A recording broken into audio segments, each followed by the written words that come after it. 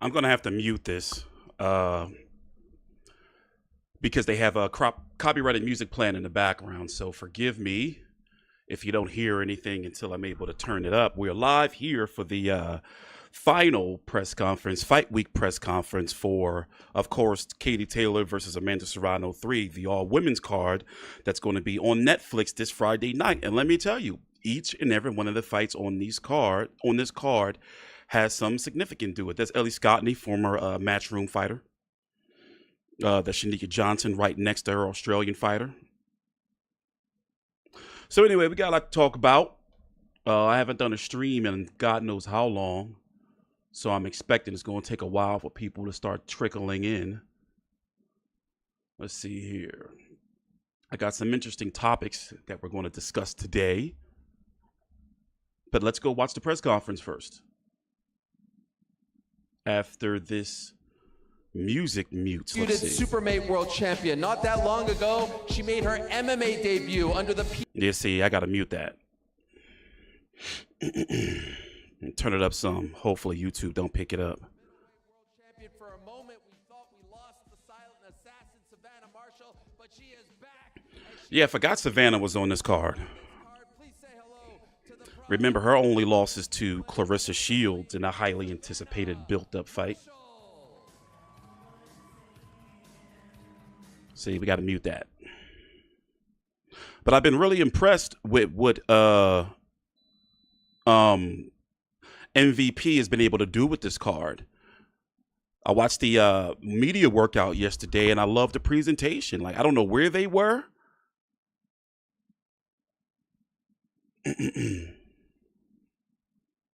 Yeah, we're going to talk about this drug testing.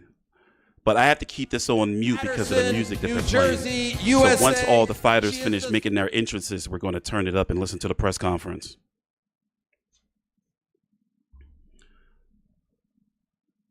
There should be a fun fight. But no, there's some fun fights on here, even if you don't like women's boxing. And there's some fights that they're all going to even be doing 3-minute rounds. And normally it's 2-minute rounds. But no, I'm looking forward to it, to be honest. I'm going to be here covering it. And we're going to talk about that Shakira Stevenson card later on.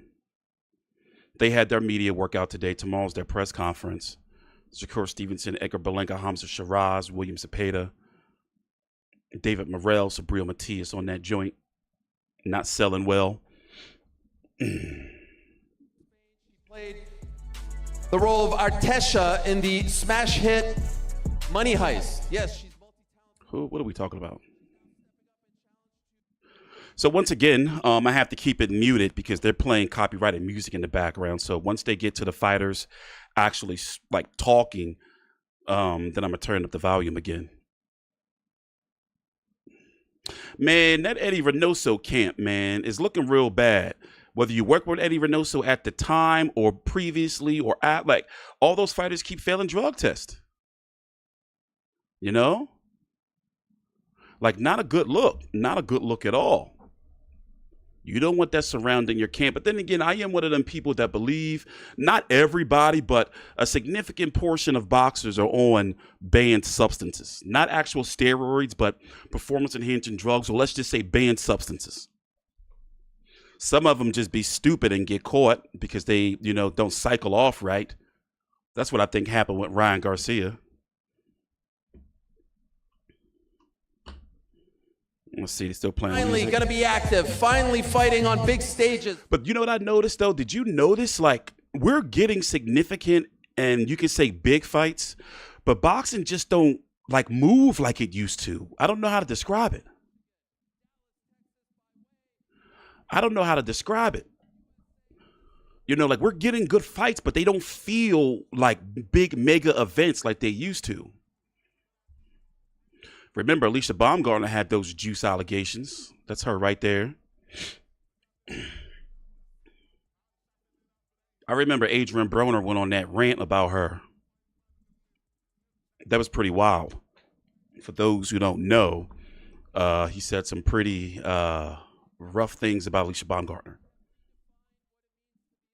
A boxer in this game. Again, I almost hate putting greatest women's boxer of all time, putting that word, because this is one of the greatest rivalries in the history of the Swedes. They need to stop it. But anyway, what's going on? What's new? We're going to be here for a couple hours. I've been hearing a lot of strange things, man, regarding boxing. Here, let's go full screen. Let's see. Can I go over here? No, why's my chat not showing up? Let me see if I can fix that. Can I fix that? Screen bottom border, YouTube chat.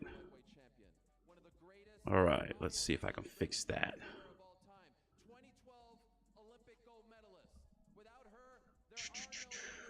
Pop out YouTube chat. My bad. I'm just waiting for them to mute the music in the background before I turn it up. There we go. So I got to copy and paste that. Let's see if we can get this right. Boom. There you go. All right. All right. Please say hello. Please show some love to the one and only Katie Taylor. I mean, how many times they're going to make this fight? Because obviously, if Katie Taylor loses, then you want to at least give her the fight. But I mean, come on, she beat the woman 2 times already. I mean, yeah, they were close fights, but you know, in my opinion, she won. But if Amanda Serrano does win, then, you know, it's only right to let Katie try to get her win back. But at that point, they're going to be fighting forever. By the way, is Katie really still with Matchroom? She hasn't been on a Matchroom card in 2 years.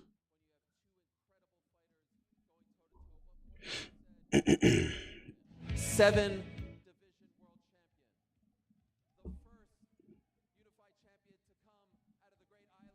Anyway, she has represented Puerto Rico. She has that represented damn music gonna get me Brooklyn, New copyrighted. York, what the hell with it? this great city, all over the world. For the longest time, she had to pound the pavement. For the longest time, she had to fight. But one thing about MVP, though, they got a good production quality. I tell you that. Oh, we got to talk about motherfucking Chavez Jr. I didn't hear my thoughts on that. That guy, man. He's introducing Amanda Serrano. The Chavez Jr. story is crazy for those who don't know. Apparently, he was a enforcer for the cartel. And they will hire Chavez Jr. to come in and beat people up. Like, you'll be hanging upside down, and he start coming in giving you the Rocky meat bag treatment. That's what the article said. And he was wanted in Mexico. What was it? It was either in April 2023 or April 2024. Well, anyway, he fled Mexico because he had a warrant. Finally. All right, let's turn it up. Is concerned, and like I said, as far as the titles that are on the line on Friday, we have never seen anything like this before. Chavez Jr. missing? It's a huge honor and privilege to be here. New and development. Again, I'm not going to speak for too long. I want to turn it over to the fighters and hear from them. And so, Amanda, I'll start with you if I can. The last time we did this back in April, everyone was buzzing afterwards because you guys have done the press conferences before. You've been around each other. You fought twice before. But I think the big talking point coming out of that press conference was that it got a little heated between the two of you, that Katie pushed back on some of the things that you were saying when maybe in the past she didn't. Were you surprised at all by her demeanor back in April? No, I'm never surprised. You just never know with this. We have our breaking points, and I guess we was at ends with it. And obviously she has her opinion, her team has her opinion, I have my opinion, my teams, the fans, the people who saw have their own opinion. So it's good. It is good, Katie, and perhaps because you have been so soft-spoken throughout your career and not one to talk a lot of trash, it raised some eyebrows. It did feel like you were at your wits' end. You were tired of some of the narratives being put out there. Is that a fair assessment of how you've been feeling leading up to this fight? I would not be surprised if both Katie Taylor and Amanda Serrano were virgins. I have my own opinion about the stuff that Amanda has been saying on our team, but the fact is I am 2-0 against her, and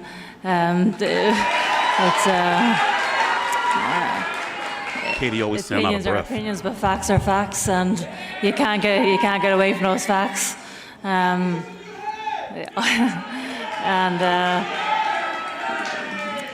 I guess I'm just sick of the complaining and whining from your team. And so is there something in particular that they have said that has really bothered you the most? Not anything in particular, I guess, just the complaints about the decisions, the headbutts, whatever it may be. But just all of that really. But the only thing that matters is that I am 2-0 against her. I'm going into this fight unbeaten against Amanda Serrano, and I plan to stay unbeaten against her. I plan to stay 3-0 to come this Friday night. Amanda, I know that you believe you won the first and the second, let's be honest, but ultimately the judges did not score it in your favor. It's a silly question to ask someone who has had over 50 fights and has won as many times as you have, but you need to do something differently against Katie this time around. You need to do something drastically differently in order to ensure the victory. Honestly, I mean, of course, I'm always up for improvement. Obviously, the judges didn't see me winning the fight, so something has to change, and I'm all up for that. That's what we did in training camp. I'm gonna use my head, but not the way it was used on me. But it was just gonna be smarter. We're gonna be smarter, work smarter, and it's not like I work hard in every training camp, so I didn't work harder for this camp, but we work a lot smarter for this fight, and I believe that we can come out victorious. We will come out victorious. The last fight was just a few months ago, not that long ago, right? If my math is correct, about 8 or so months ago. That cut was pretty big, it was pretty deep. Do you have any concerns about it opening up again? If I had concerns, I would not take the fight. I'm a warrior. I'm gonna go in there. If that cut happens, we prepared. You saw what I did. I fought to the very end in the last fight, and I will do it again and over again if I have to. I'm a warrior. I got a feeling Serrano going to win. Katie, one more from me to you. I know you have said a couple times that she needs this win more than you do because you're 2-0 against her. But is there something to be said about winning definitively, perhaps via stoppage, so that nothing at all can be said in the aftermath? Is that on your mind at all? Well, I just have to do what I've always done, and I feel like people haven't seen the best of me yet, and I can't wait to showcase that come Friday night. I can definitely make the fight a lot easier for myself, and I just can't wait to step in there now and actually perform the way I know that I can perform and produce the best performance of my career. Can't wait. Please. I honestly believe that, she's been saying it, and obviously she's up to, why take this fight again? Why give me that chance to beat you again? Why give me the opportunity? You saying that you don't care what people are saying or how you feel, so why are you taking this fight? I'm taking the fight again because I love the challenge of this. I want to take the best fights. It doesn't really matter to me that I'm 2-0. I just want to have the biggest challenges, the biggest fights in women's boxing. And after the last fight, this was still the biggest fight in women's boxing, so that's why I'm taking it. Why not take the challenge again? And I believe that I can't beat you again, and that's why I have taken the fight again. Yeah, we'll see. We'll see Friday. We'll see. Cannot wait. Let me ask a question to Alicia Baumgartner. I sort of set it up as this is like a new chapter in your life and career, the reintroduction of the bomb. Do you view this as such? Is this the next chapter for you, and especially on this massive stage come Friday? Yes, I would definitely say this is another step in my career, something exciting, something new for the ones who don't know me to know who I am come Friday night, and it only gets better. If you're one of the few who have never seen her in action, you are in for a treat come Friday. One of the most exciting fighters in the game. You are undefeated, Jennifer, and I know we have a translator here who's going to help us out as well. But I just want to ask, 3 months later, 3 months after we first spoke about the challenge of beating Alicia Baumgartner, how do you feel about what's ahead of you come Friday? And perhaps can you give us a bit of a preview as to maybe some of the holes that you have seen when studying her in the build-up to this fight? Jennifer, 3 meses luego de que hablamos por primera vez sobre esta pelea y la oportunidad de pelear contra Baumgartner, has tenido quizás la oportunidad de estudiarla un poco. ¿Nos puedes detallar algunas de las cosas que has visto camino a esta pelea? ¿Alguna de las cosas que he visto, perdón? ¿Alguna de las cosas que hayas visto en Baumgartner camino a esta pelea que puedas aprovechar? La tenemos muy bien estudiada y claro, sí, como todos tienen fallos y vamos a ir a hacerla que no se sienta cómoda en el ring, es lo que te puedo decir. Well, we all have, like everyone commits their errors, obviously, but we're going to have to pressure so that she doesn't feel comfortable in the ring. That's all I can tell you. All right, thank you very much for that. Thank you, Jennifer. By the way, we have a lot of people that we're going to hear from here, and I'm going to ask the fighters questions, and I want the media in attendance, especially to ask questions to the fighters. But before we continue, I do want to bring someone up here. Back in 2021, when Jake Paul fought Tyron Woodley in Cleveland, there was a great fighter on the card named Amanda Serrano, and I think after that fight, both Jake and his business partner, the co-founder of Most Valuable Promotions, I'm still stuck on this Nikisa Chavez Jr. said story. we need to go all in on not only this woman, but on women's boxing. 4 years later, you see this, the commitment to women's boxing, the stable that they have built with more names being added each and every day. We found out yesterday that Ebony Bridges is the latest name to be added to this stable. And so without further ado, I did want to bring up Mr. Nikisa Badarian, the co-founder of Most Valuable Promotions, alongside the one and only Jake Paul, to speak about this historic card on Friday night in New York City. Nope, gotta mute that.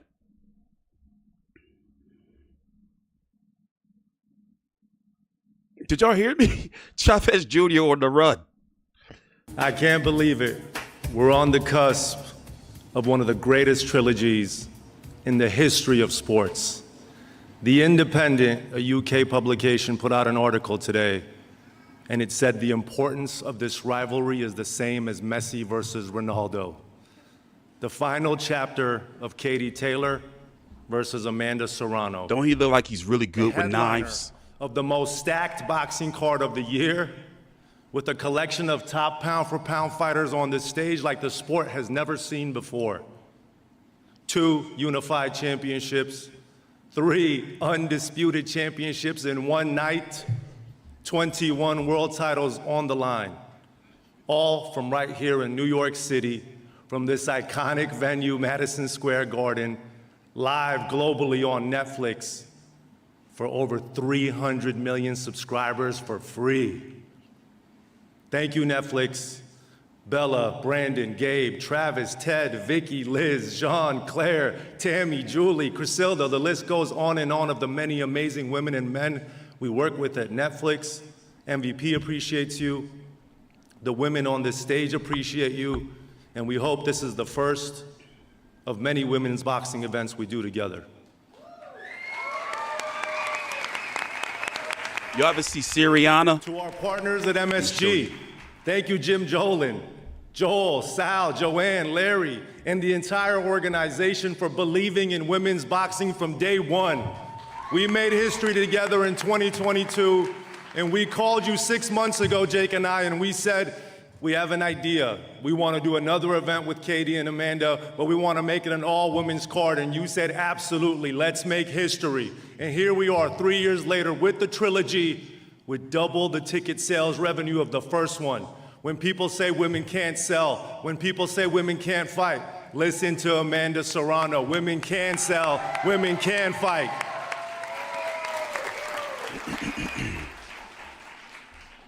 I also want to recognize the 4 major sanctioning bodies, the WBO, the IBF, the WBC, and the WBA. Without their leadership, this historic moment would not happen. On Friday night, a Guinness World Record, 17 sanctioning body world titles on the line. never been done before in the sport. And it only happens because of our team at MVP, who live a fighter-first ethos, who work 24/7, sometimes 365. They were on a 3-hour meeting with me on the 4th of July to make sure this week went right for the fighters and for the fans. So thank you. To my partner, Jake Paul. He is 28 years old. If you're booing him, you should boo yourself. The WBA has him ranked, by the way. He is 28 years old, and he has used his platform, his money, and his time to push all of these women in this entire sport for women's boxing. Thank you, Jake. But unfortunately, no one's really here for Jake or me or MVP. No one's here because of Netflix or MSG. Everyone's here for one reason and one reason only: greatness. The greatness of two women. The greatness of two world-class athletes. The greatness of two of the best boxers of all time, male or female. The greatness of Amanda Serrano and Katie Taylor sharing the ring together. The two queens of boxing. Without their jaw-dropping performances, this opportunity, this event, this moment, this platform would not exist. Come Friday night, they're gonna enter the ring and go to war. But they've come together and helped lift the entire sport for all of the women within it. So what I need right now is for everyone to stand up, please, and give these two legends a standing ovation that they deserve. Katie and Amanda. I mean, you can't knock it, though. I do respect what Jake Paul's been doing for women's boxing. I'm not a fan of his boxing career. Goats. Congratulations on setting a new paradigm for women's boxing and putting it on a pedestal like it has never been on before. You are the diamond standard that every fighter on this stage should be trying to achieve, and you are the North Star for all the females within the sport. You are indeed breaking records for pay, congratulations, but more importantly, you're breaking barriers for women and girls around the world who see your success as confirmation that with their dedication, with their sacrifice, they too can achieve greatness. Come Friday night, your fight will be undoubtedly the most viewed boxing or MMA event of 2025 to this point. More than the disruptor Jake Paul, more than Canelo, more than Gervonta, more than any UFC event this year. And I cannot wait to see what you have in store for us in the final installment of your epic battles. And this time, you're not alone. There's a collection of unbelievable fighters on this stage, all looking to make their mark and show why they're next to carry the torch for women's boxing. Every single one of them knows what's on the line for them. Every single one of them knows what's on the line for women's boxing and what's on the line for women's sports that's never had more eyeballs on it than it does now. And to add to it, MVP and Netflix got together, and I'm pleased to announce a $250,000 performance of the night bonus that can be awarded to any fighter or any fight. Okay. Sorry to interrupt you, Nikisa, but are we able to win that too? I don't believe, honestly, you're giving me the biggest payday in my life, as well as Katie Taylor. I don't think that we deserve as much as these young ladies going out there and fighting and giving their all. I think it should be just for them. How you gonna tell Katie she can't get her bonus? Of course, Amanda would say that, but that would not make the stakes even. Every fighter on this stage has the opportunity, or every fight, whichever it may be, to walk away with $250,000. So The stakes Alicia, just got higher now. Alicia, Jennifer, Mary, Tam, Ramla, Leela, Jessica, Chantel, I know you in the sky, you too. Sharetta, Neeks, Yamalith, Ellie, Savannah, Shadeja, you know what you have to do. You have to go in there and steal the show. You have to go in there and put the audience in awe of what they just saw. and maybe leave with an extra $250,000. Katie, we up for the challenge. But it's not gonna be easy because the two GOATs have something to say about it, Katie Taylor and Amanda Serrano. The winner of the performance bonus will be determined by myself, Jake Paul, and the great Layla Ali. In a scenario where Jake, Layla, and I all have a different view of who should win, Layla Ali will make the ultimate decision. Let me leave you with this. When Jake and I started to focus on women's boxing, and still today, there are many naysayers inside the sport and outside the sport. Why?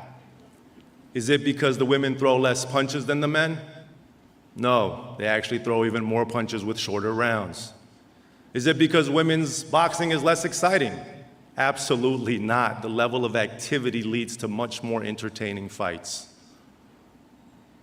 My belief is that many inside the sport and most outside the sport have not given the women the same opportunity to entertain them as they have the men. But you cannot deny that Amanda Serrano and Katie Taylor have put on two of the most entertaining fights in history.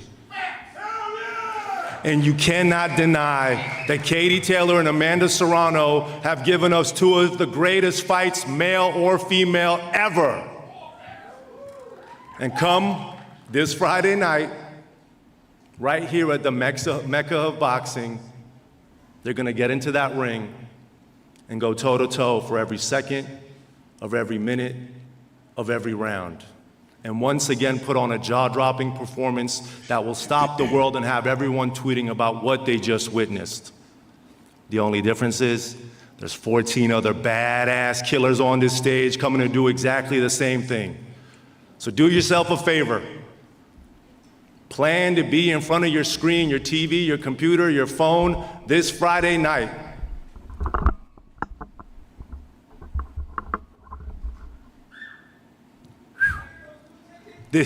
I'm not a fan of him on the mic. Pass the mic. Set your reminder on your Netflix account. And if you don't have Netflix, you can subscribe for $7.99, which is less than a McDonald's combo, and get everything on Netflix, from Squid Games to Stranger Things, becoming a champion, to Old Guard 2, to the WWE, to right the there on the Canelo front fight page. in September, and the final chapter of Katie Taylor versus Amanda Serrano this Friday night. Get ready to witness greatness. The greatness of 16 women who have dedicated their life to give us this night to start this movement, the MVP way. Thank you. Last name ever, first name greatest. Like a spring. He used to work with UFC in the financial sector. And Jake Paul's the face of MVP promotions, but he's the brains, if that makes sense. So he's the promoter and the manager. Well done. Let's go to the media and hear some of your great questions. All right, my man. How you doing? Thank you for the opportunity. I'm Colin Keyes from the Irish Independent to put this to Katie. Katie, there are your precious belts in front of you there, yet you came out here first tonight. Is there an illusion being created that you're somehow I miss the Brian challenger Custer. here? Bring him back. And the second part to my question is, what weight is this fight fixed at? My understanding, it may be 136 pounds. That's down from the 140 that it is supposed to be at. Yes, the fight's at 136 pounds. That was in the contract. But all these belts are obviously still on the line. And I know that I'm coming out on stage first here, and I'm being announced in the ring on Friday night first as well. But this is an MVP show. I don't really care about any of that stuff, and my mindset doesn't change. This stuff is just nonsense, really. But I'm just stepping in there with a champion's mindset. I'm stepping in there, giving it my all, and I'm as hungry as ever. And this is just an MVP show. I know that everyone on this behind MVP are against me, but that's okay. Okay, thank you. Thank you. Andreas Hill.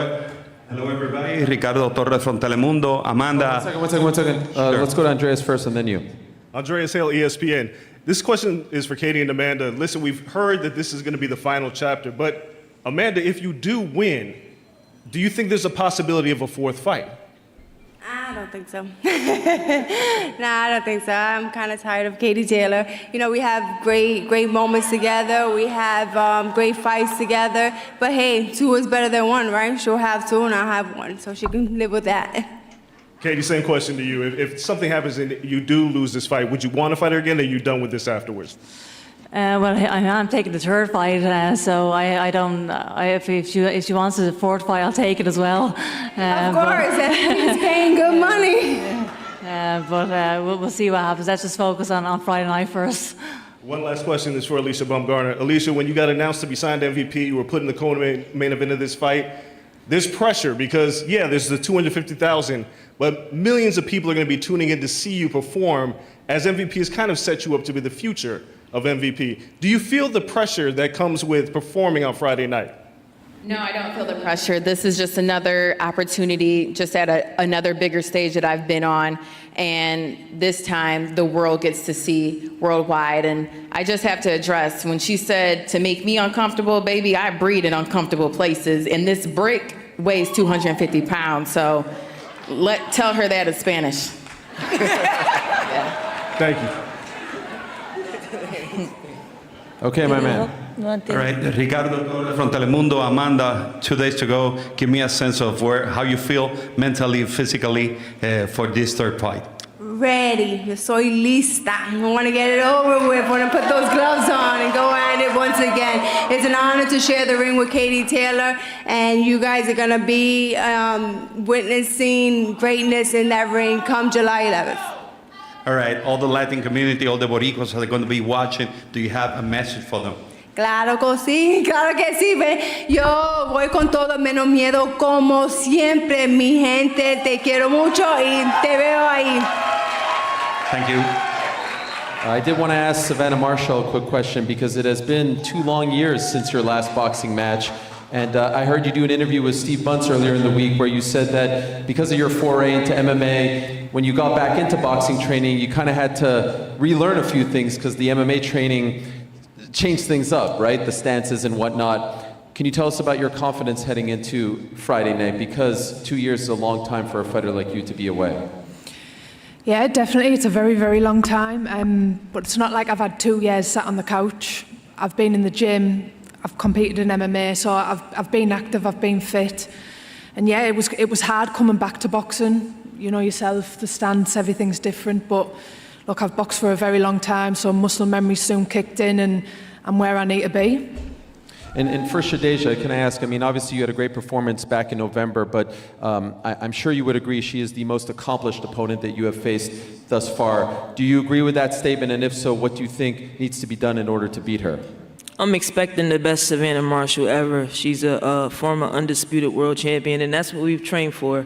So we train 200% for the best Savannah Marshall come July 11th, and you'll see the best Shadeja Green, and we'll put on a beautiful performance.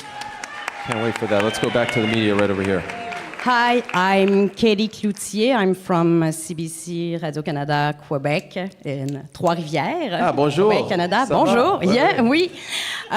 J'aurais aimé poser une question en français, mais comme il n'y a pas de traducteur, I'm going to go with... I could do it for you. I could flex my translation muscles if you want. Okay. Demande en français. I can answer. I can ask in English, but I would like Tam to answer both languages if it's possible. Okay.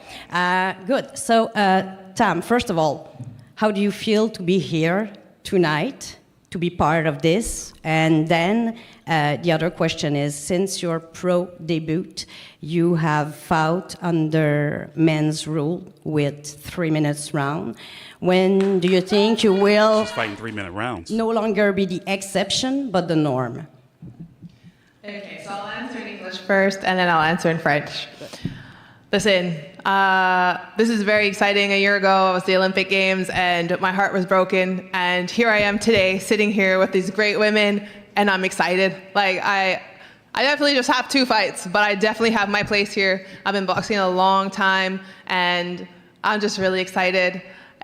Fighting threes for me is normal. I've been doing this for nearly a decade. I'm lucky it's not out of the norm for me. I got to choose this, and hopefully, if women want to, they get to choose this as well. Alors en français. Je suis super excitée d'être ici. L'année passée, j'étais au jeu, j'étais déçue, j'ai eu le cœur brisé. Puis j'ai été capable de me relever et j'étais capable de revenir ici, super excitée, sur une grosse carte, une carte historique, avec des femmes incroyables. Puis le fait que je boxe des 3 minutes, ben pour moi c'est normal. Moi c'est la norme. Ça fait plus de 10 ans, quasiment 10 ans que je fais ça. Moi j'ai eu le choix de le faire. Je suis très fière de ce choix-là et j'espère que dans le futur, les autres femmes vont avoir le choix aussi, qui veulent ou qui veulent pas. She fights at 160. This is her third fight. Bon courage. Let's go right over here. Jorge Mercado from Claridad. First, I want to start with a footnote. Congratulations for both Kathy and Amanda. What you represent in the ring for the female fighters, what you represent outside of the ring, what you do in the communities, Kathy in your homeland, Amanda in Puerto Rico and New York. Congratulations for that. You making history. But I have a question, and all the boxing world, Amanda issued a challenge to Kathy on the second fight to do 3-minute rounds and 12 rounds like the males. And why was that? Why you didn't accept that challenge, Katie? Well, because I won the second fight. I think it would have been a lot different if she was a champion. She's not, like I said in the last press conference, she's not in a position to dictate the terms of the fight. Damn. I'm the champion and she's not. Amanda, what do you think about that answer? I mean, if she knew she was the dictator and the champion, she should have never accepted the challenge or shook my hand on it. But it is what it is. We're going to go off 2 minutes. All right, before we go to you, let me ask Ellie Scottney a question. What a big opportunity this for you to be here. And you corrected me back in April. You said you've fought top talent. You're a champion. This isn't new for you. But when you signed with MVP, did you know that something like this was in the works, or did this come after you agreed to join forces with Nikisa and Jake? It certainly came after. Even sitting here now, it probably hasn't sunk in. And I don't think till after Friday night, I probably speak for everyone, we won't realize the movement with female boxing. And this is just the start, and I'm so buzzing to be part of it. I'll ask your opponent, Yamileth Mercado, a question. By the way, I got some nice topics for you after this press conference. We're going to cover a lot of ground.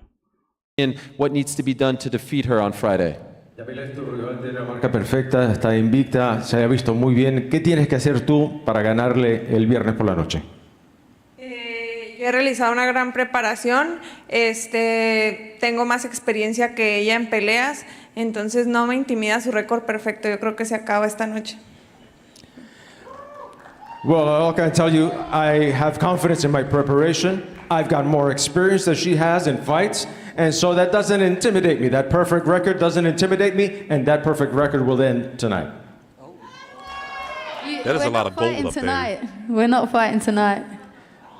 That night.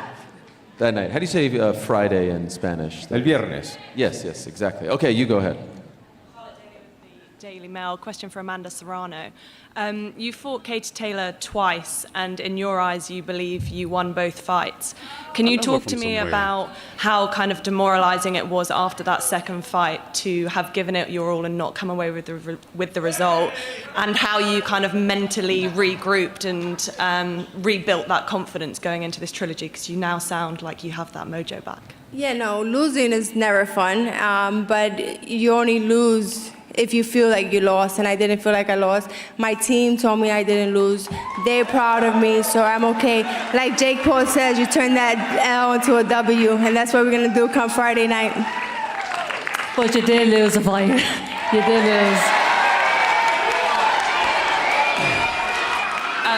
And just a question for Katie as well. MVP is obviously... That's Amanda's trainer. MVP has obviously been championing women's right there behind boxing. that girl. They're putting on big events, big career paydays for women. they've also just signed someone right here. who has been wanting a third fight with you for a long time, in Chantel Cameron. Is there a world that we see that fight happen now that she's Derek with MVP? James. I think everyone wants to fight me. I can only fight one person one time, so let's get over Friday night, then you can ask me that question. Thank you very much. Go ahead. Oh, this is my guy from Uncrowned. What's up? Leochano Callao from Uncrowned. Thank you for having me here. Question for Katie Taylor. You're up 2-0 against Amanda Serrano. Where does this third fight rank in terms of importance compared to the first two? And is there anything you are trying to prove to yourself and or to the fans by taking this third bout? I just took the third fight, obviously, because I love these kind of challenges, and I do believe I can beat her again.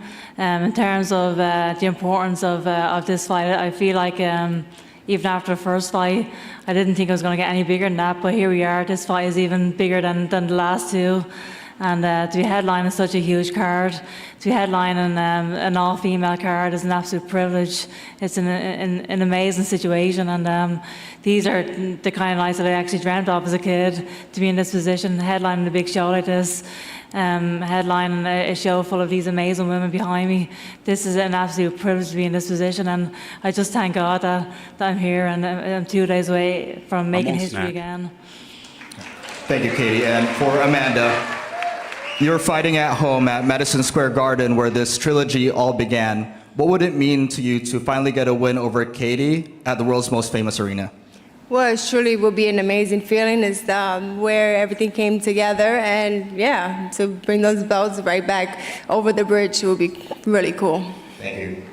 And I know your brother Daniel would be very happy if you won in this building.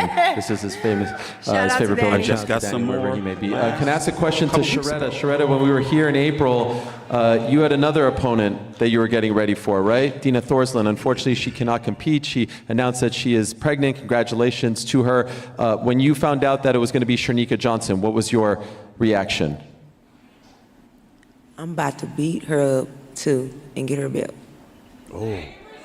Same result, different opponent, same mission. All right, let's ask Shernika her response to that. You were on the outside looking in and then got the call. What was your reaction when you found out that, A, you'd be fighting her, but then the fight got elevated to an undisputed title fight? What did you think? Excited, like I was waiting for an opportunity to fight the winner of them, and it presented itself. This is a really important fight. Fighting for the undisputed on this all-women's card is just amazing. I think you also had a question for her, right? I do. I would love to know where the nickname come from. Chicken, right? But it's spelt a little different. We came from chicken sticks. I used to run track. Oh, chicken, like your legs? Yeah. Wow. Okay. How about that? Well, there you have it. Hopefully no running in the fight on Friday. There's been a lot of talk about running in fights these days. Am I going to be running? Yeah, no, I said hopefully not. Huh? It was a joke. It was a bad joke. Oh, no, I'm Forget not going to. about it. Oh, well, yeah, I'm not going to be running. Yeah. You know, I'm bringing it. All right. Yeah. Can't wait, and your fighting history would suggest that. All right, go ahead. Junior Reyes from Sports Legends PR. Amanda, Katie, check this out. 20 years ago, Felix Tito Trinidad against Winky Wright. They made a promise. Whoever lost has to take the winner to their country to learn about their culture. Would you be willing to make a promise of that magnitude and shake hands right now in Madison Square Garden or Netflix?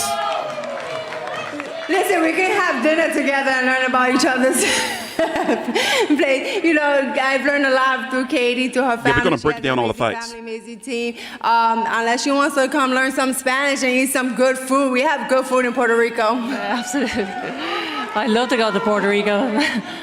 Sounds good. It's just that Ireland is too far, though, right? How far is Ireland? On a plane, 7-hour flight. Oh, no. Mine is 3 hours, 3.5 hours. Mine is a lot closer. Thank you, ladies. I didn't like when they tried to shoehorn Brendan Schaub and Steven Jackson in the boxing. I can kind of deal with Ariel a little bit. Nuevo día newspaper in Puerto Rico. I have a question for Amanda and another for Mrs. Katie Taylor. Amanda, what will it mean to become undisputed in the second weight class, especially against Katie Taylor? Becoming undisputed champion first time for Puerto Rico, being the first out of Puerto Rico was truly an amazing accomplishment for me and for my island. And to become two division will be even better. But my biggest accomplishment is becoming a 7th division world champion. I never thought that I would get another opportunity to be undisputed in another division. So obviously that's be truly amazing. But I mean, my biggest accomplishment is being a 7th division world champ.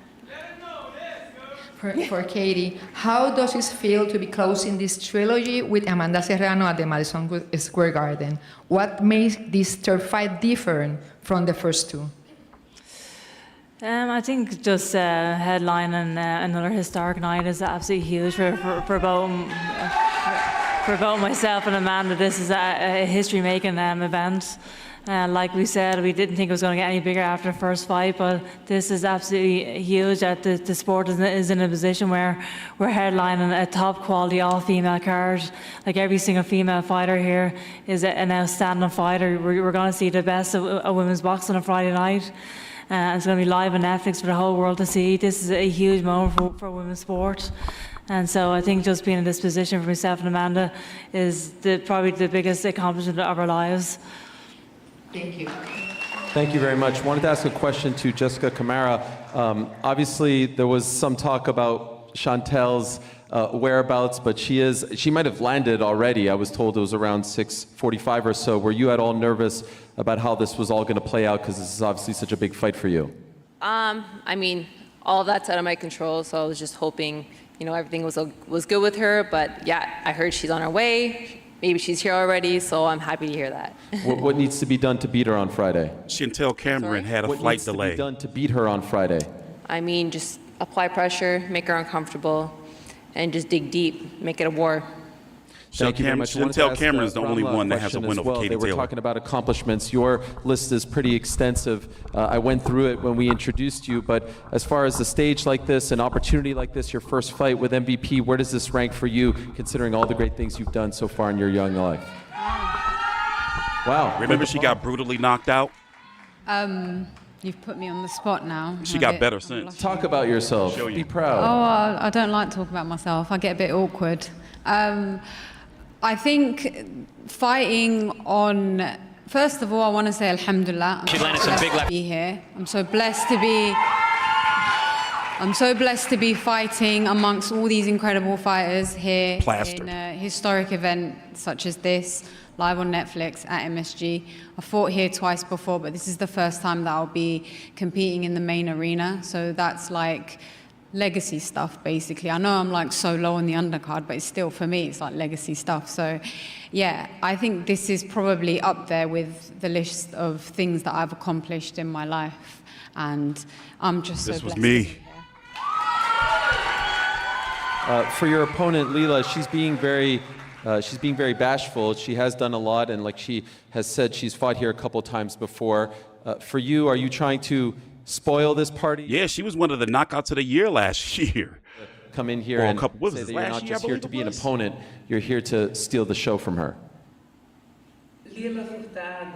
Damn, she must be Samoan. Ela disse que você já teve várias lutas dessa forma e a pergunta é saber se você está aqui para derrotá-la ou não. Sim, claro, eu vim preparada. Yes, of course, I came prepared. Is she Samoan? Obrigado.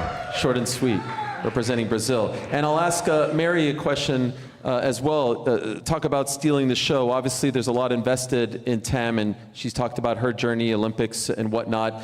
I'm wondering if that's part of the mindset, to spoil what she's started so far in her very short but undefeated pro career. I knew it. She's from Alaska. That's the plan, but honestly, I'm just grateful to be on this stage, and I just want to do my best. So they built like I'm that. just looking forward to fighting Friday. And she talked about the importance of 3-minute rounds. What does that mean to you? That's just how it should be. So that's all I think about it.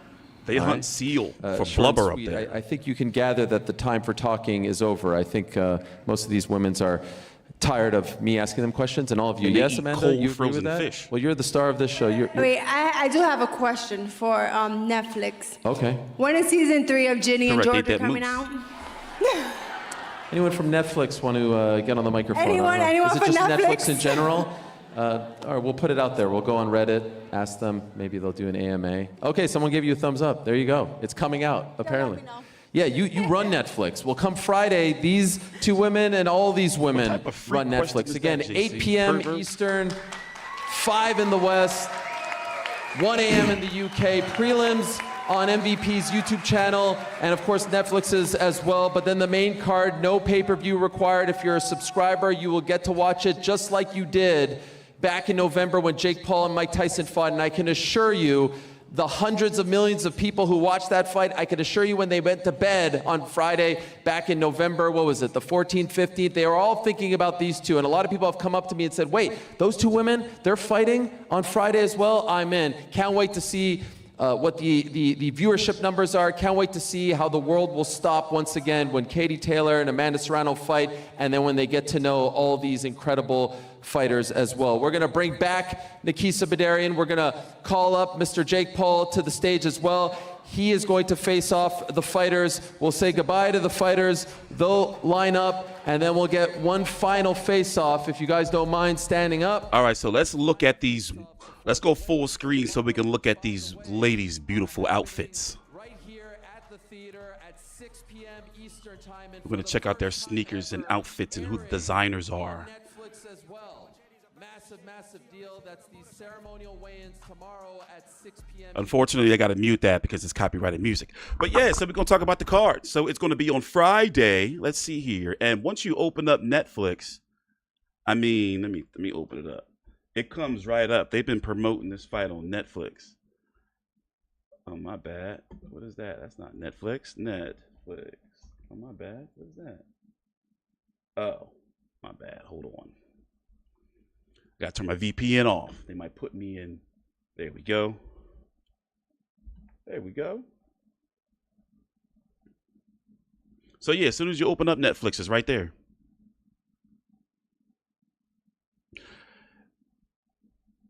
And you know what they're doing? Every promoter wants to be on Netflix. Ooh, wait, we got to go full screen. I want to see what kind of shoes they have on.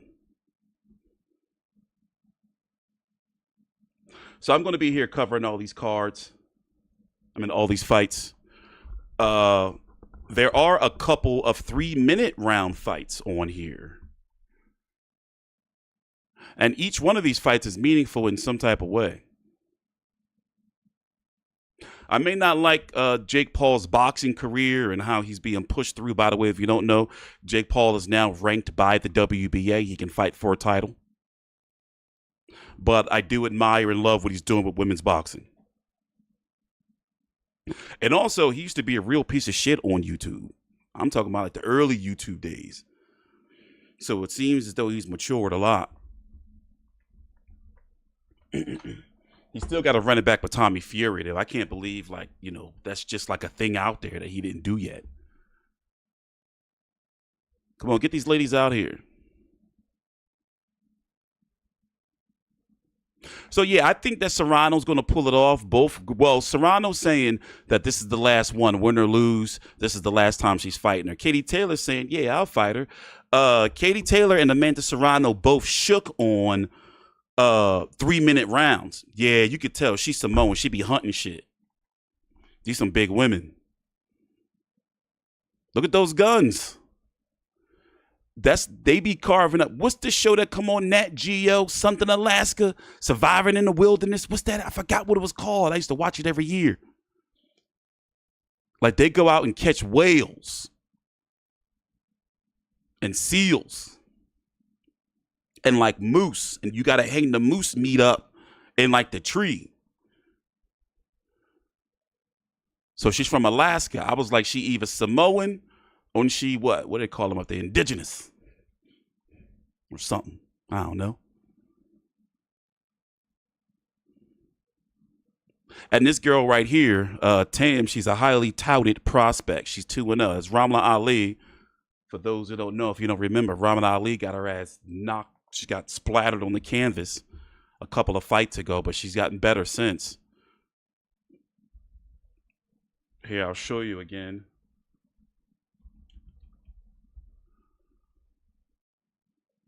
She got put down. I'm talking about like she was trending on social media. It was that bad. Like here, I'm going to show you some images. Look. Whenever you see somebody on the canvas like this, nothing good happened here. Look, she's in the logo. Nothing good. That is nothing good. That is nothing good. But no, she got it together, though. She had to get it together.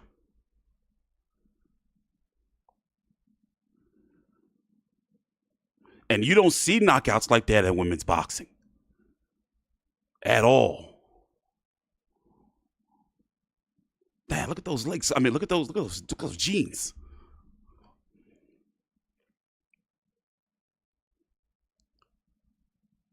Let's see if the music's still playing. 14 wins and 3 knockouts. Yeah, see, I can't play that music. Nice shoes. Great shoes.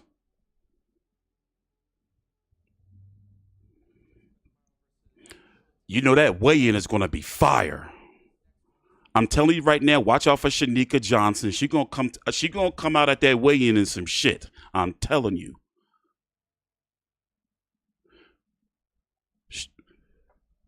Shanika Johnson, she's the one to look out for at that weigh-in. Her right there, she gonna come out in some shit. I'm telling you. I kind of like the music.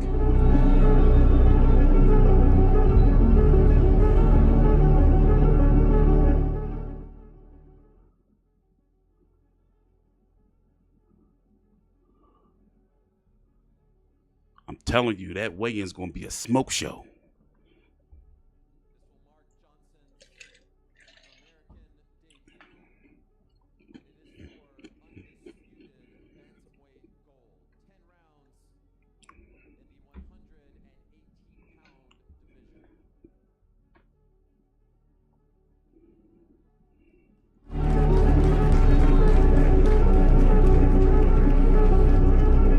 Shanika Johnson versus Sharetta Metcalf. What a fight that is. I would say this is the third best fight on the card. In my opinion. Or politically, like what it does.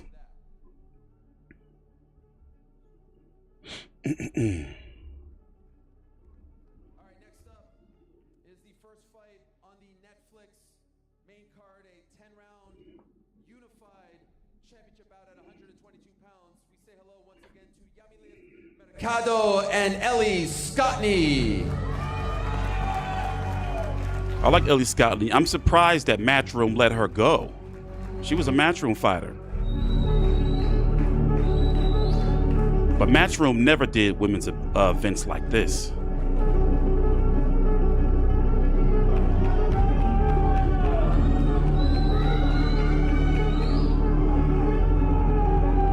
And I love the Netflix production quality for these events, even when it came down to the press conference for Canelo Crawford, which shockingly I haven't talked about yet. Super bantamweight champion that's at 122 pounds against Ellie Scottney of England.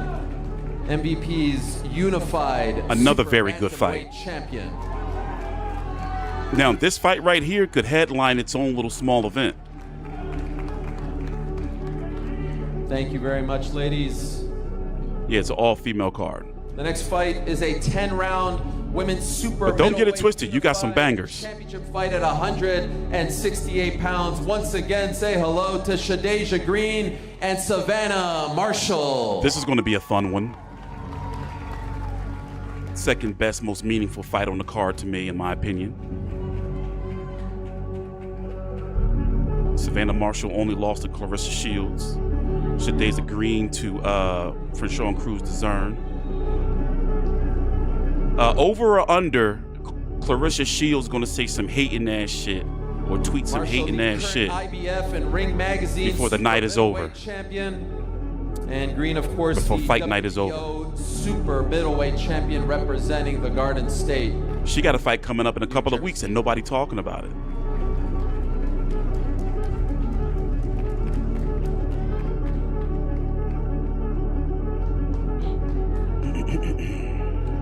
Thank you very much. Time now for the co-main eventers. And this fight, of course, for undisputed gold in the super featherweight division. Say hello once again to Jennifer Miranda and Alicia Baumgartner. Alicia gonna have something on. You can tell she gonna have some fire on too.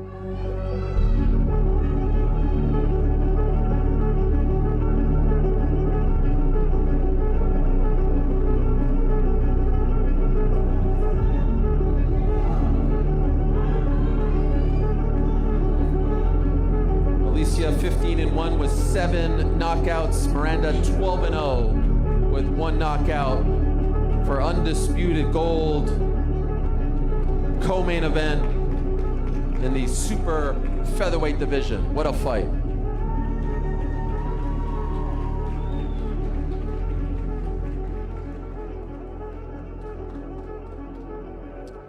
And finally, one more time, two of the very best of all time for the undisputed super lightweight title, Katie Taylor and Amanda Serrano.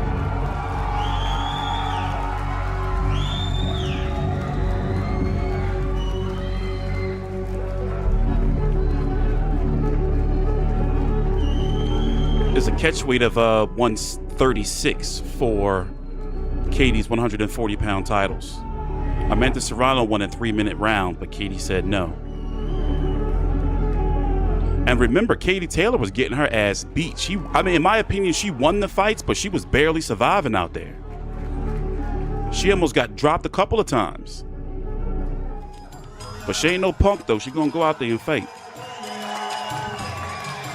She gonna go out there and fight. Take a look at this lineup. All right, I gotta mute that. This doesn't happen often.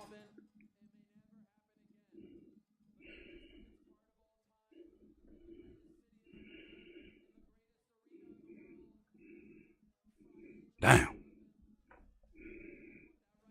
This is historic, though, and it's going to be free on Netflix. Or, well, if you have a Netflix subscription.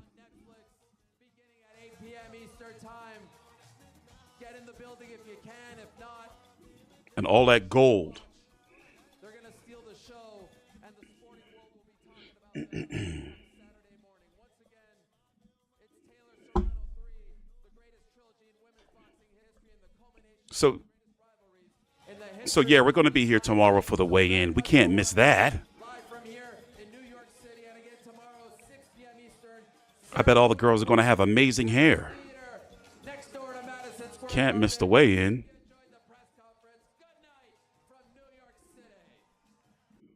Can't miss that. So, all right. So you got the details, right? It's going to be on Friday on Netflix. Let's see. Let's go look at how many fights they have on here. The whole card.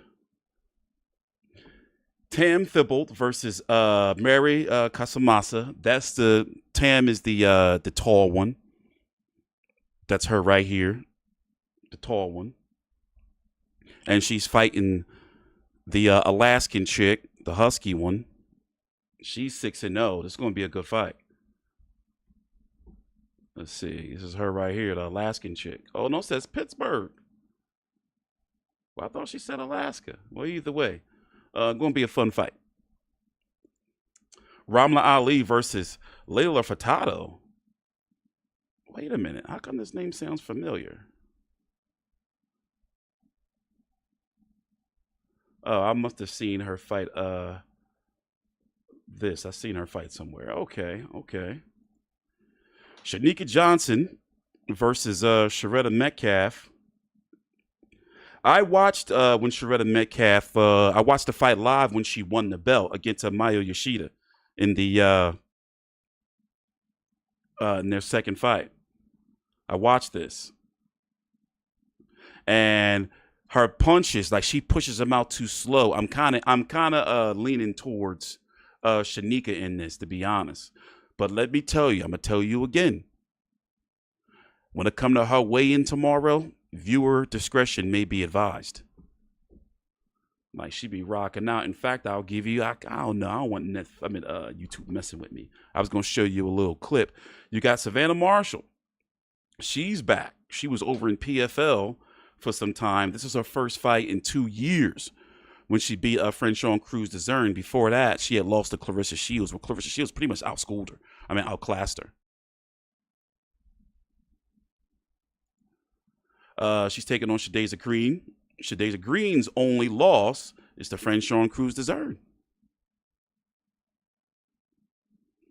But as you can see, for a female boxer, she has a high knockout rate, 11 KOs. That for females, that's crazy. It's crazy. You have the return of Alicia Baumgartner against Jennifer Miranda. Alicia Baumgartner, let's see, she fought Delphine Persoon last year.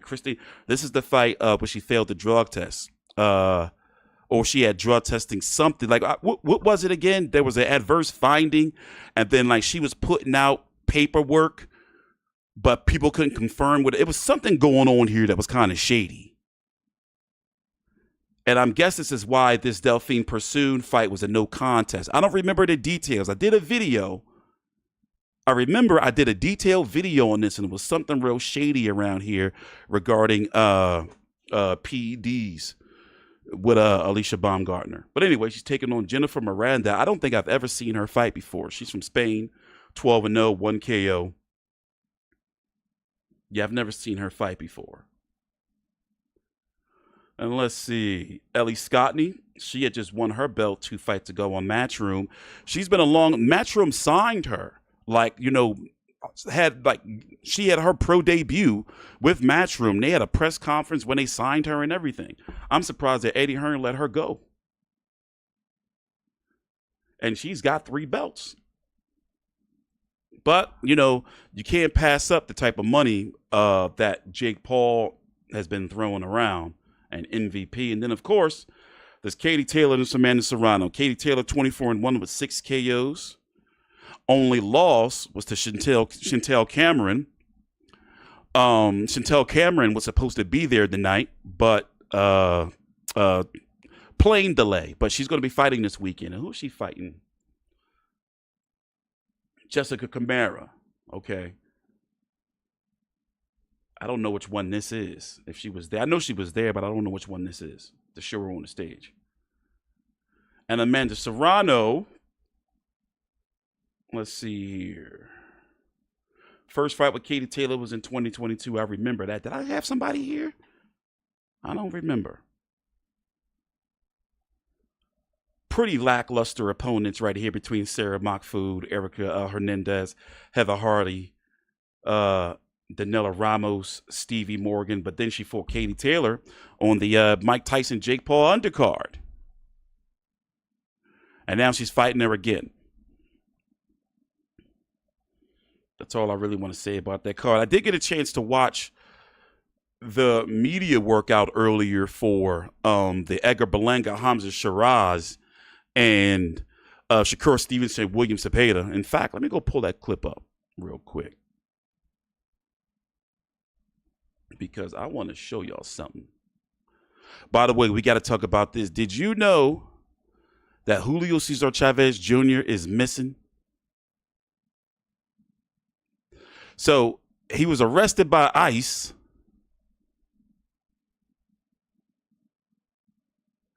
And I think that they got him somewhere in one of them ICE detention centers. So let me tell you the story about Chavez Jr. for those who don't know. Of course, a couple of weeks ago, he fought Jake Paul and lost to Jake Paul, a very Chavez Jr. thing to do. Right? Right? So let me break this down to you off the top of my head. Chavez Jr. was arrested in Mexico. I believe it was February or April of 2023. He fled Mexico, came over here, was living with his wife. He filed for permanent residence here, citing his wife because she was born here. His wife, by the way, what is she, the daughter or the granddaughter of El Chapo? So, yeah, something like that. So he filed for citizenship here, But he lied on the application because you can't say, like they asked you, are you wanted anywhere else? He put on there, nah. So he been over here fighting Uriah Hall, Anderson Silva, going to rehab and all kind of, everything. The whole time he was here illegally on the fake application. But not only that, he was on the run from Mexico. So you got to think, they are picking these people up, these migrants up from any and everywhere. They're pulling you and your kids. They're pulling you out of school. And this fool is out here having fights thinking they wasn't going to get him. So they booked him. I'm going to pull up the clip. So they booked him. What was this, like 2 days after his Jake Paul fight? And of course, they're probably going to take the money. Let me see. Chavez Jr. I love that man to death, man. But he just sometimes, I be wondering, like, what's up with him? What's up with him? Oh, and then, and look, they gave him the black and white picture. They know damn well they had a color camera. They gave him the we just caught the drug kingpin photo. Fucking Chavez Jr. Former world boxing champion Julio Cesar Chavez Jr. arrested by ICE just days after headlining a fight against Jake Paul at the Honda Center. Fox 11 exclusively obtained this video of the arrest in Studio City. Agents say he's accused of having ties to the Sinaloa cartel. Fox 11 spoke with a friend who says this is being blown out of proportion. Mexican boxer Julio Cesar Chavez Jr. arrested in Studio City by federal agents. Fox 11 News has exclusively obtained federal body camera footage showing Chavez Jr.'s arrest Wednesday morning. Homeland Security officials say they determined back on June 27th that he had overstayed his visa and was in the country illegally. But despite that, he wasn't taken into custody until after his fight with Jake Paul on June 29th. This is all a big shock, not anything that anyone expected. Boxing reporter Ellie Sekbak, who runs ES News, has been friends with Chavez Jr. for 15 years. Unbelievable, unreal. I had to putting chains on him like he's a... He even submitted a personal impact statement to help support Chavez's application for a specialized visa. He's a great dad. He loves his wife. He loves his kids. He's the type of person that if I do a video about a coach that his kid has cancer, he will call me 6 a.m. Hey, my lawyer is going to send you money for the kid. We're going to take care of the expenses. But Homeland Security tells a very different story. Officials say Chavez Jr. is wanted in Mexico on serious charges linked to organized crime, accused of trafficking firearms, ammunition, and explosives. They also allege he has ties to the Sinaloa cartel. There's always more to the story.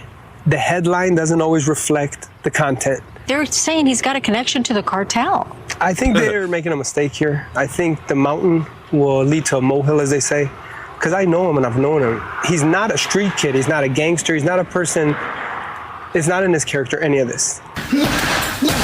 Ellie acknowledges that Chavez Jr. struggled with substance. I mean, at least, motherfucking, Ellie, he will ride for you. If you're on his side, he don't care. He will say anything.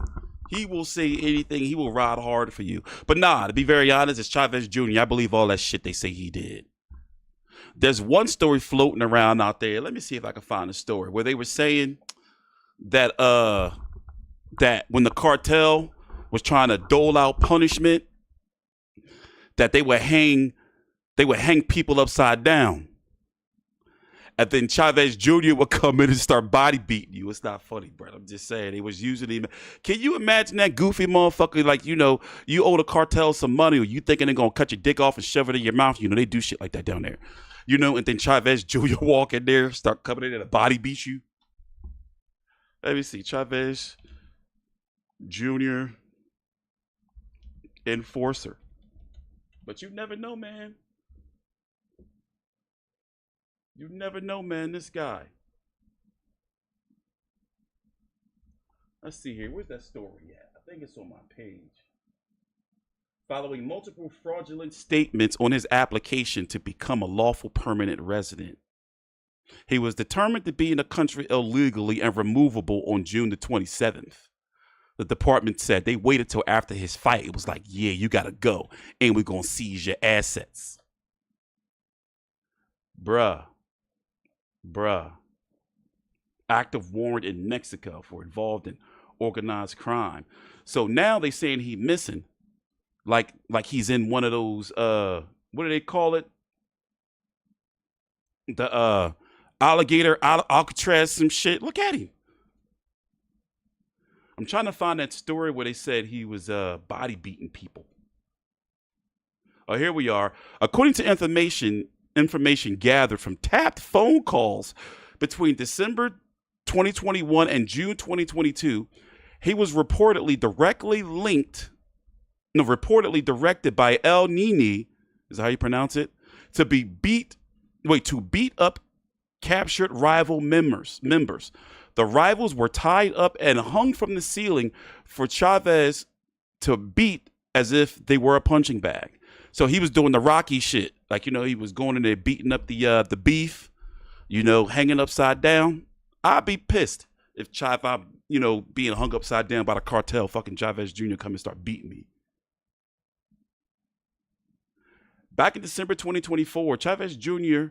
was billed as an egregious public safety threat by authorities, but was allowed to enter the United States again, fucking Biden, in January 2025 through, so he came over before the inauguration. This guy, if this is true. Chavez Jr. has several criminal convictions against him. He was charged with drunk driving 2012 and January 2024, and was also convicted of illegal assault weapon possession. Come on, Chavez Jr., what are you doing?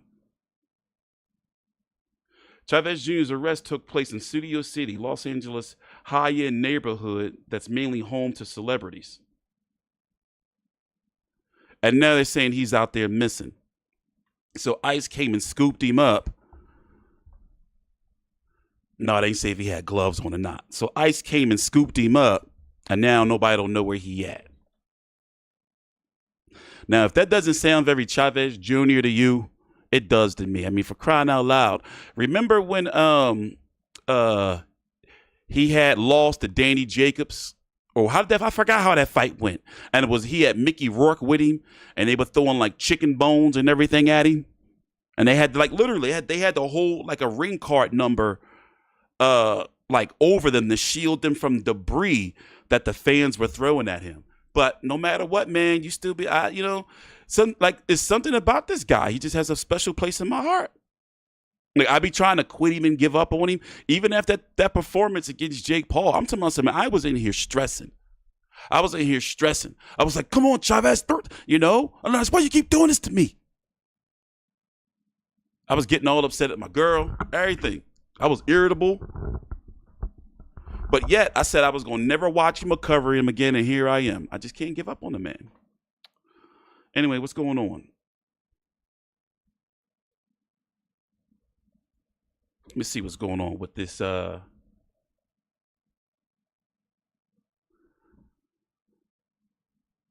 the Shakur Stevenson card. First, you know what I want to see? If there's tickets on sale. How about that? Tickets. Berlanga. Let's see. Let's see if I can find some tickets. No matter what events Turki Al-Sheikh gives us, they just don't be selling. Like, this man they can't move tickets. And you would think it's an outside event. Look, $66. Edgar Berlanga was giving out tickets earlier this week. Let's see. Can we see how many tickets are left? Which site lets you zoom in and you see like the tickets turn into little circles? So the best seat in the house is what? $280, 304. That's somewhere around here. Okay. Section 18, row G. So these tickets start at $185. Let me see if there's some on here. Come on, StubHub. Let's see tickets. I just want one ticket. Continue. Let's see if we can get a... I mean, that's a lot of shaded areas, you know? Anybody know what this arena holds? It's a tennis center. The Louis Armstrong Stadium. Let me Google that. Louis Armstrong.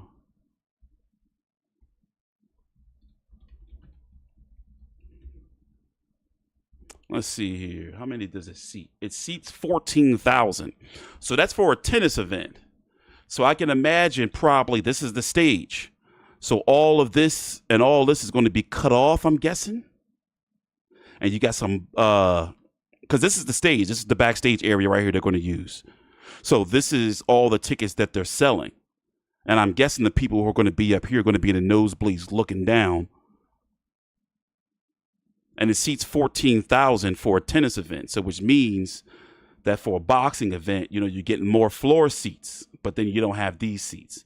So I don't know. I'm guessing what, maybe 8,000, 9,000 sell out, you know, maybe.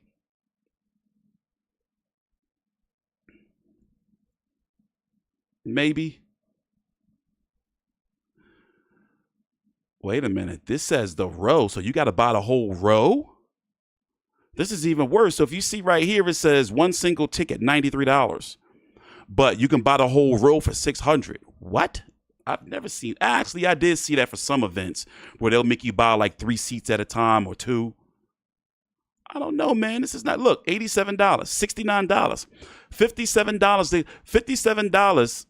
$57 will get you into the event. But what do you think it is? Why can't, like what is it?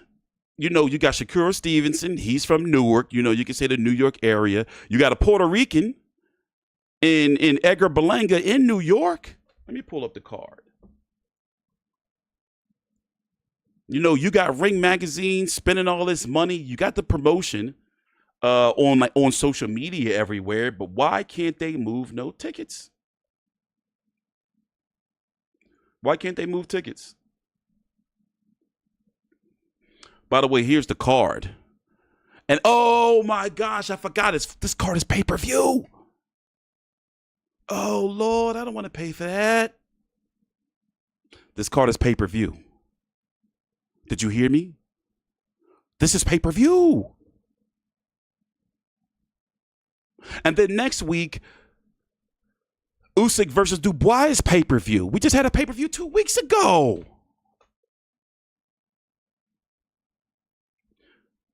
Yeah, I get all that. South Philly Bulls kill at will. I get all that. But it's still like, you know, New York was always known, how can I say, for your Spanish fighters, especially your Puerto Ricans. You know, they would come out if it's just a Puerto Rican fighting. They're coming out for some Amanda Serrano.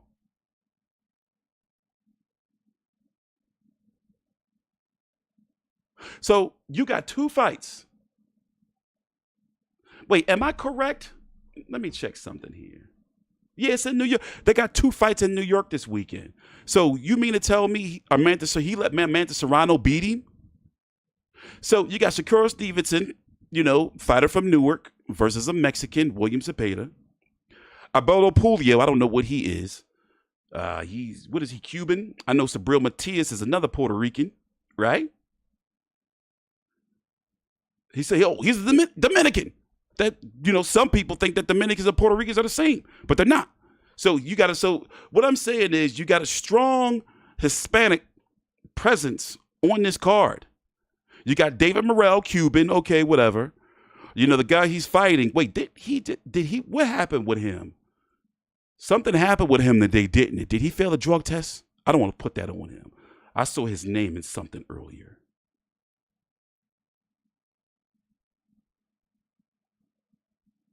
He failed the drug test.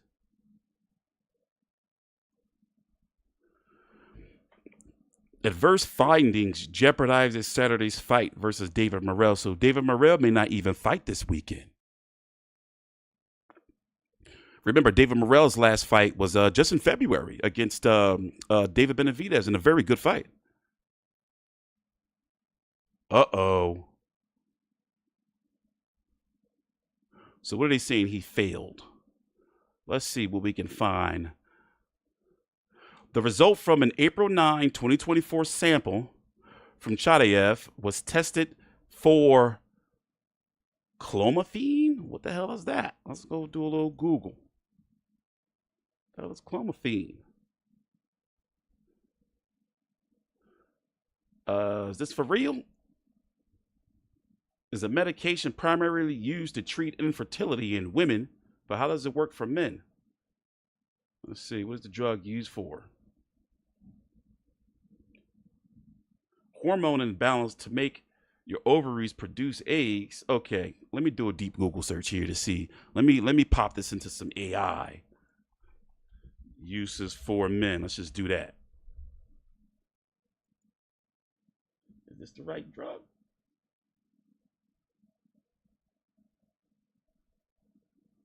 Let's see. See, this is why I don't like trying to play doctor.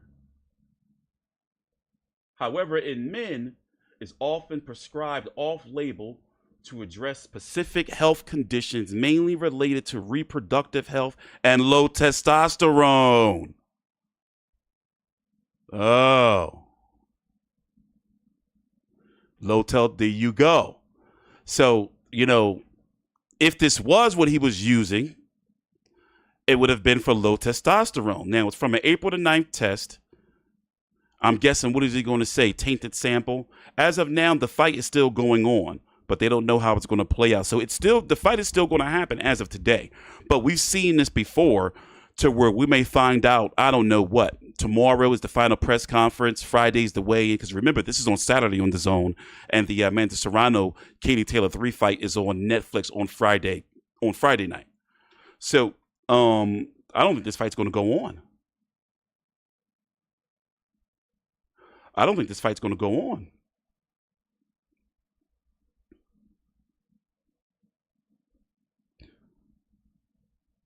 Yeah, we're going to see how this plays out. So anyway, back to the card.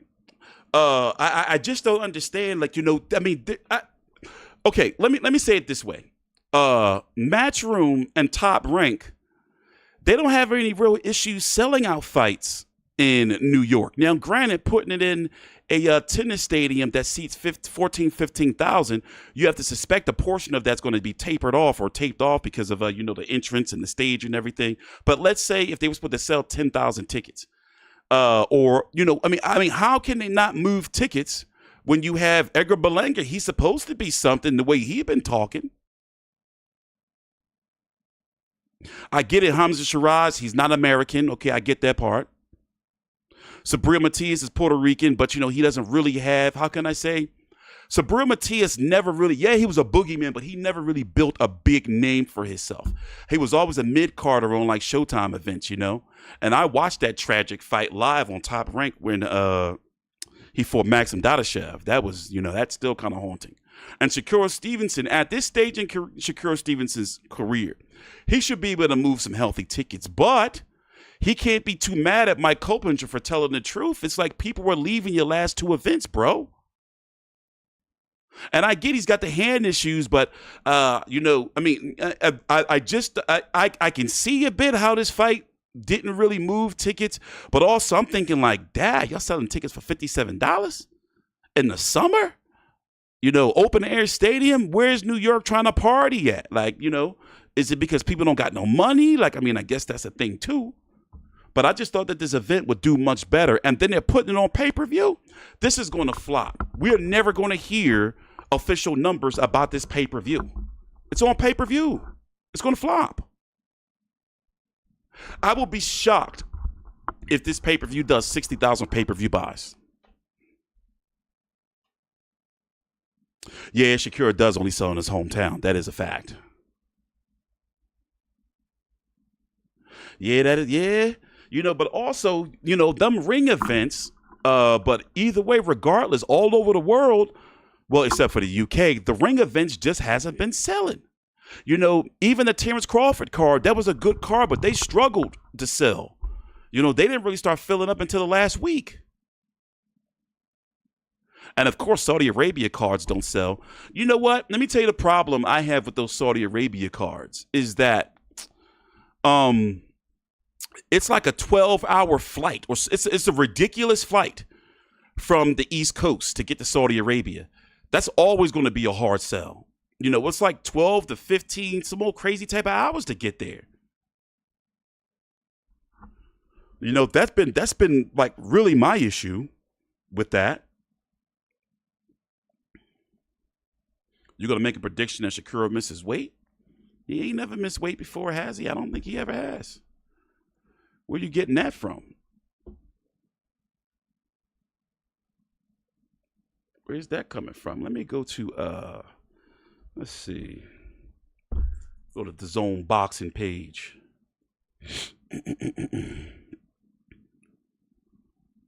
But as far as steroids and PEDs and all that, like I'm on that boat. I am on that boat of, how can I say, I'm not going to say all boxers are doing something, but I think a good majority of boxers are on something. And I'm not talking about the straight hardcore and steroids, needles. I just think that a lot of boxers are taking something that they're not supposed to take. And usually the ones that get caught are the ones that messed up their cycling, because there's timing you got to have with that. You know, when it comes to even the amount of water you drink, you know, what you put in your body so that it doesn't chemically react. Like there's a science to behind taking, you know, whatever performance enhancing drugs. Because if it's not out of your system at a certain time, or, you know, how can I say, when testing organizations like show up, then you cook. That's how I think somebody like Ryan Garcia got caught. I think that, you know, because his life was so erratic at the time, you know, him drinking and doing everything that he was doing, he was just recklessly using whatever he was using. And I'm still mad at the people that tried to like cover up for him. That was weird energy. Remember, that was a thing. The man failed the drug test, and then eventually he admitted it. Yeah, I remember that now about Shakur missing weight. I remember that now. So, you know, once again, I'm not on that train of saying like everybody's on PDs. I'm not going to go down that route. But I will say, you know, like sometimes, you know, you can look at fighters, like how they look a year or 2 years before, or when they get older, they're doing things that they wasn't doing before. It kind of raises questions. I'm not saying that certain fighters can't be special that way, but sometimes it raises questions. For example, let me pull up all those Eddie Reynoso fighters who was getting cooked. Let me see. Because even if they wasn't in camp with him at the time, you know, there's questions there now. Like when it comes to these fighters in these drug tests, man. Like, it's too many of them. I'm trying to find the list. Here it is. Of fighters that were associated or in the camp at one point in time, or currently, like Francisco Rodriguez is, who failed drug tests. Canelo, remember the tainted meat. Oscar Valdez, remember the phentamine T. Ryan Garcia, the Ostarine. Julio Cesar Martinez, I don't know what the fuck he got cooked for. Luis Neri, Munguia, Francisco Rodriguez. That should raise questions. Like, what are they doing? Is it Chepo who's still cooking? Remember, he was the cook for Canelo. Is it him? Is he sprinkling a little taint into the meat? Remember Alex Ariza, the secret juices and shakes? I wonder whatever happened to him. But this is scandal worthy. 1, 2, 3, 4, 5, 6, 7. All of which, outside of Ryan Garcia, unless you count the interim, have been world champions. That's a scandal. You can't get no more scandal than that. And people were saying during this fight that Rodriguez never looked as good as he did against Yafai. Now, I never counted Gilal Yafai. Now, I watched this fight. I didn't do a video, but I never counted him as being like a special type of fighter. But from what I've seen from Rodriguez in the past, he did look different. You know?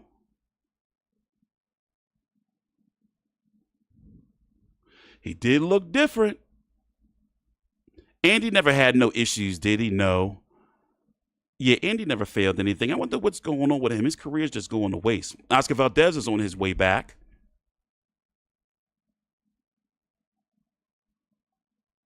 Like, come on. We can't. Come on. Come on. Come on. Come on.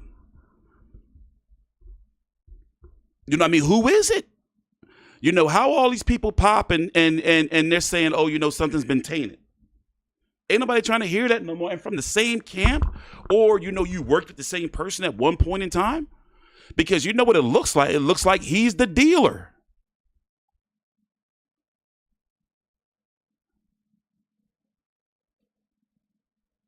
So I don't know. We're going to have to wait and see.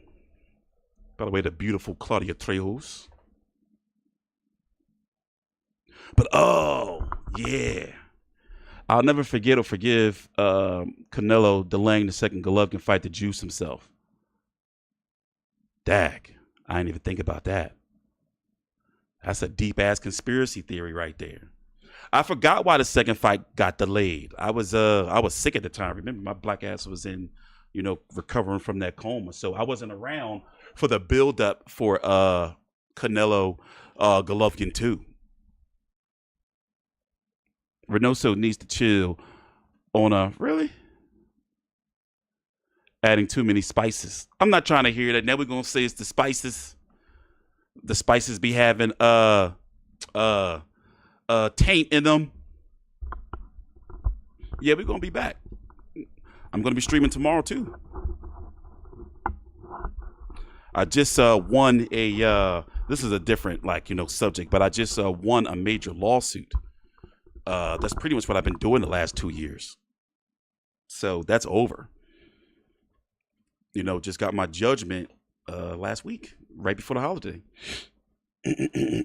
So now I got like a lot of time, man, that I want to get back to doing things that I love. I can actually be in the house.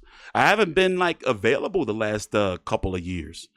You know, I've been watching and everything, and I do understand that, you know, I got a lot of ground to make up. And the only way I'm going to make up that ground is I got to find a time slot. I got to find a time slot, and I got to grind that time slot and do streams at least 5 days a week. You know, so I was thinking 10 p.m. Eastern, 6 p.m. Eastern, but I got to find one time slot, and I got to grind that time slot out. I got a lot of catching up to do.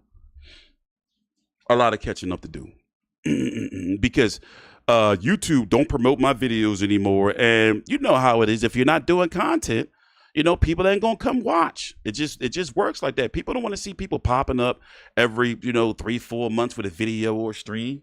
In the day and age, with everything being so fast, you gotta stream. You gotta stream 5 days a week at least. You know, especially I know that all it takes is like one big story where you pop on, you know, and you cover that big topic. As soon as it happens, then that's how you blow up. He tried to age him the first fight, and then he popped the second fight, which delayed. Well, I never liked how Canelo went about the Golovkin situation, because remember how he was trying to say, Canelo, how he was trying to say that he wasn't big enough for 160, but then fought Chavez Jr. at 164.5, and then moved down to 154 to fight Liam Smith. So bad to the point where he had to get naked on the scale to weigh in. And then all of a sudden he was ready for 160. But that was a lot of Golden Boy shenanigans too. Golden Boy had a lot of influence in that. A lot of shenanigans. Thanks, Jordy. But yeah, I did kind of want to talk about some news though. Since we're at the end of the video. You know, I'm going to try to mix up the topics every single day. But, you know, what we're about to talk about is probably going to get my video demonetized or whatever. But at the same time, you know, like, who really cares? in this day and age because, you know, free speech. So for those who don't know, big bombshell news broke on Sunday night around 9 p.m. Sunday night around 9 p.m. Where they released this weird 11-hour video, and I watched, as you can see here, you can see I was watching it. I'm talking about I was sitting, like, if I was in the kitchen cooking, I was watching. If I was downstairs, in the living room, I was watching. At my desk, I was watching. And this is supposed to be the cell block where I got to be careful what words I say because YouTube don't like it, where the child offender, Jeffrey Epstein, was housed. Now, I'm going to go ahead and get it out of the way. I'm not a conspiracy theory type dude. I'm just like, yo, something fishy going on. And I believe that he did. I believe that Trump is involved in some way, shape, or form, and he don't want people to know. And I think that something happened where Jeffrey Epstein got smoked. You know, it's just too fishy. So, for example, when I was watching this video, for one, it's just weird. For one, they put this video out and you can't see nothing. These are not jail cells. These are not jail cell doors. This is a door that goes to a hallway outside of the unit. Epstein's cell is over here somewhere. The guard station is right here, but everything is just weird. And then the way they've been acting about it, it's like they've been treating, for example, let me see something here. The way they've been acting about it with these interviews and our attorney general, it's like, I can't trust you. Let me see something. Let me see if I can find this video.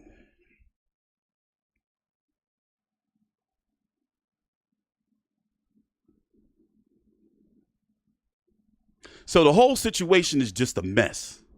And it makes you really wonder, okay, so all these new people that got into office, what is it?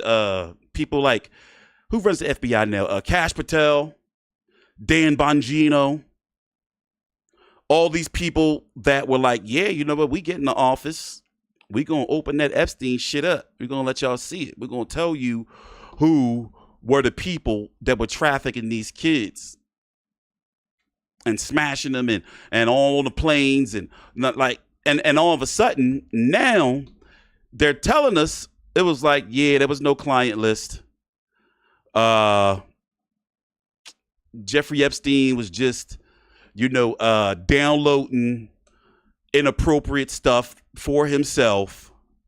So if that's the case, then what is the woman? And for those who don't know, I streamed 5 years ago. I streamed on this channel Ghislaine Maxwell's hearing, and then the New York State contacted me and told me to take it down. But the point is, I was following this trial heavily, or the whole situation, and I just knew something just sounded fishy, and I said, wait a minute. And every time our president did an interview or said something about Epstein, and as you can see, he's got pictures with him there, he would always start acting weird. He would always start, look, let me see if I can play this. He will always start acting weird. This week, the Department of Justice released a widely anticipated memo detailing the findings of Jeffrey Epstein's 2019 death in a New York City prison. The report ruled out any foul play, confirming Epstein died by suicide, and found no evidence that he kept a client list to incriminate those involved in his sex trafficking ring. Now, some of President Trump's far-right allies are frustrated that the administration appears to be ready to move on from the Epstein investigation. John Yang has more. John? The Trump administration officials said... So now, all of a sudden, they're like, look, why y'all keep asking these questions about Epstein? Let's move on. Like, what are we doing? And it's like, yo, you ran that, like what, like the main things he ran on, right, was immigration, law and order, meaning crime, wasteful spending, and Epstein. That kept coming up. It kept coming up. So now we're supposed to be like, oh, well, you know, they just told us, you know, nope, nobody was involved in nothing. Nobody was involved in nothing. That's it. Just move on. Don't ask no questions. No nothing. I guess now staff writer with The Atlantic and MSNBC. Let me find that clip where he got pissed. And it's like, you know, you got pictures with him. It's like, okay, all right, you was on the plane. Like, how many charges has he been convicted of already? It's like, if you on the plane, fine, you know, whatever the case may be. You was on the plane. Here we go. Let me look at this right here. And telling Fox that she had all the files on her desk. And this is something Donald Trump has talked about. The DOJ may be releasing the list of Jeffrey Epstein's clients. Will that really happen? It's sitting on my desk right now to review. That's been a directive by President Trump. And she went on from there. She detailed all the stuff that she has on her desk. And then, you know, comes out right after that and says, Matthew, that doesn't, or she actually hands all this information to MAGA supporters. It's redacted, and they're so excited to get it. And they're putting it on video, and they're saying, we have the access to this information. And they open it up, and there's nothing there. It's redacted. There's nothing there. So again, no, I'm not trying to get canceled. That's why I'm making sure I'm being careful talking about this. But it is a story that I covered in the past. This is not new for me. I didn't just say, oh, I'm just going to cover, you know, this. I was interested to see, like, when something was going to happen because, you know, like, I knew something was up when they had let certain, I guess I want to say, like, far-right journalists get a hold of some files, like a first batch of files. But then we found out, like, you know, it was really nothing in there worthwhile and everything was pretty much redacted. So, you know, if these people really want this man or really want everybody to be exposed of who was supposedly in there, then it's like, why keep bullshitting around? Just tell people, just say what's in there. Is this it? Let me see something. I'm trying to find that one clip yesterday that really pissed me off. Donald Trump and his administration speculation about. And you know what the crazy part about it is not just on one side anymore. It's both parties, all parties like, yo, nah, we're not trying to hear that shit.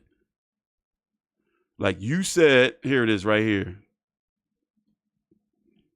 And then they had the nerve to get nasty. Like, you know, like we doing something wrong or the media doing something wrong for asking questions. Her desk for review. Here's how she responded when she was asked about the memo during Donald Trump's cabinet meeting today. In February, I did an interview on Fox, and it's been getting a lot of attention because I was asked a question about the client list, and my response was, it's sitting on my desk to be reviewed, meaning the file along with the JFK, MLK files as well. That's what I meant. See, you know, so how you go from saying it's on my desk, but then say, nah, it's just a file, I ain't open it, you know, but like, you know, like everything is just suspect. Everything is just suspect. And this is one of those type of things where now it's not going to go away. People now have more questions because they're like, wait a minute, like, you know, y'all the one that hyped us up saying like, yeah, when we get in first day, first week, we're going to release everything. Don't make no sense. Don't make no sense. Don't make no sense. And then this video just don't make it, like, none of it makes sense. That was an interesting video I was watching last night. Let me show you a clip of it. And I just stumbled across this guy's channel. And I was like, you know what? This is actually a good breakdown. Let me see if I can find it. What is it? It says yesterday. There it is.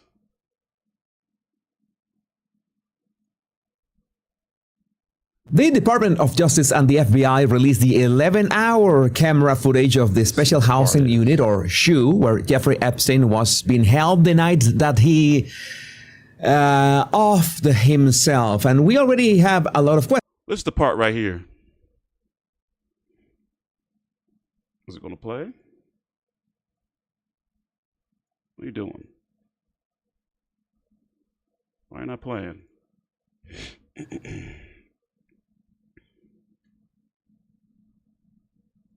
Until almost 5 a.m. All right. And at 5:27, we have a bit of a movement. But we have a 5:27 a.m. in the morning. This is something that the female officer is going out again. You can play this at, twice the speed. I don't drink Pepsi. He gestures and she goes in, but there's a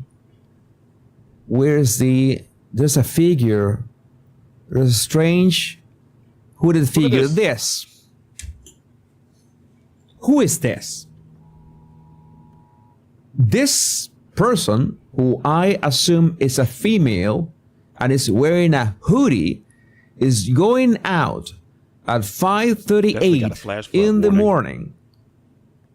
And we haven't seen her. I assume that it's a she going in at no point of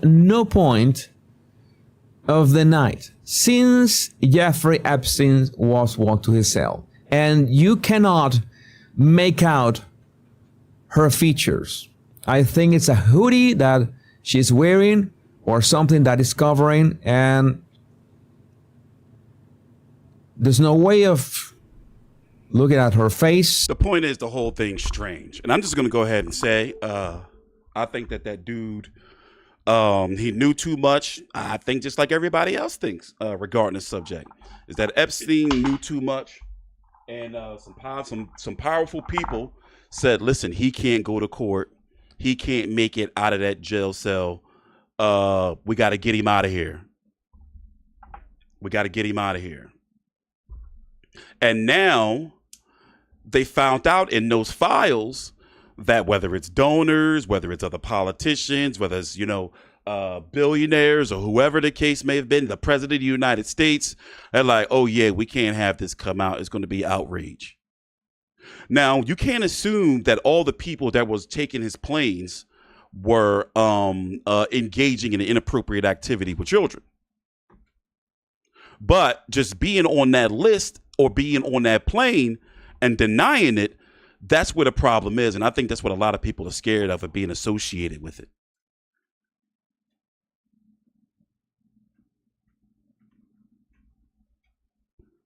And yeah, he was very out in the open, meaning Epstein, because he got caught for it before. But I just don't like how, they ran on it. They told us, we're going to release everything. And even in that long 11-hour video, there's a minute missing of the video, between 11:58 and 11:59 and 12 a.m. There's a minute missing. And you can see in the video at the top corner of the video that it's some type of menu up there, almost like they edited it. Is this, what is this? My bad, I'm reading something. It's raining like crazy over here. It's raining like crazy over here. So,